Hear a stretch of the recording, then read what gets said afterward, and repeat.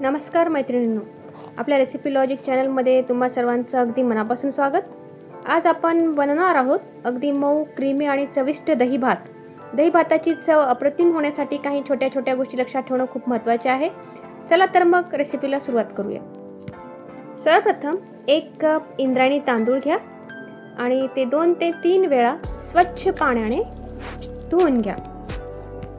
तांदूळ 2 ते 3 वेळा धुतल्यामुळे त्यावरील अतिरिक्त स्टार्च आणि धूळ निघून जाते.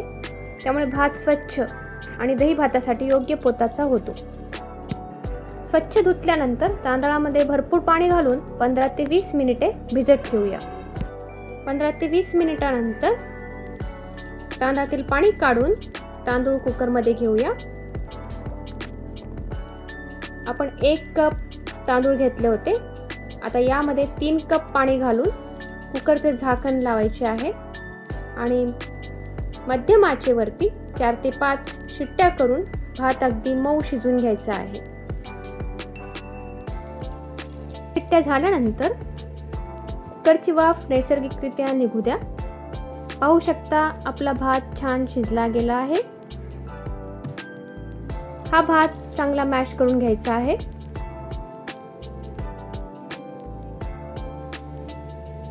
आणि हा भात कोमट होईपर्यंत थंड होऊ द्या.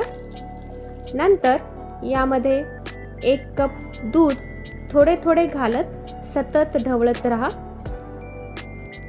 दूध घालताना आपला भात कोमट असला पाहिजे. दूध घातल्यानंतर हा भात छान मॅश करून घ्या.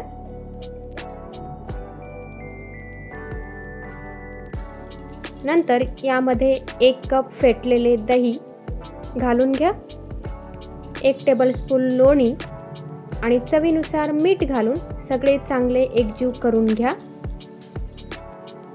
पाहू शकता आपला भात छानपैकी फेटला गेलेला आहे. आता याची स्वादिष्ट फोडणी तयार करून घेऊया. कढईमध्ये 2 टेबलस्पून तूप गरम करा.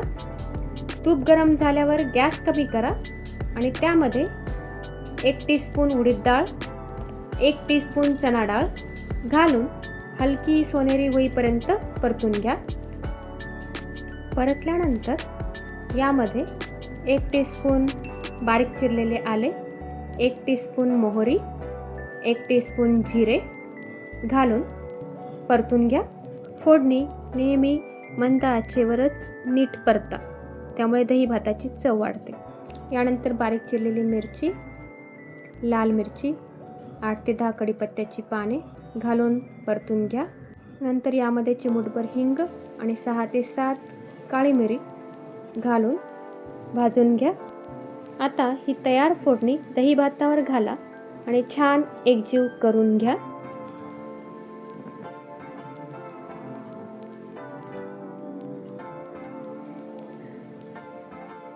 यावरून 1 छोटी मूठ बारीक चिरलेली कोथिंबीर घाला आणि डाळिंबाचे थोडेसे दाणे घाला आणि छान मिक्स करून घ्या.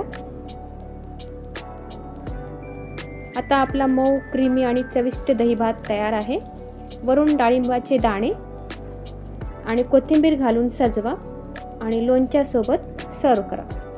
आजच्या रेसिपीची लॉजिक: दही भात मऊ आणि क्रीमी होण्यासाठी भात अगदी मऊ शिजवणे आणि तो कोमट झाल्यावरच दूध व दही घालणे महत्त्वाचे आहे. दूध हळूहळू मिसळल्यामुळे भाताला छान क्रीमी पोत मिळतो. तर शेवटी दिलेली तुपाची फोडणी दही भाताची चव आणि सुगंध आणखी वाढवते.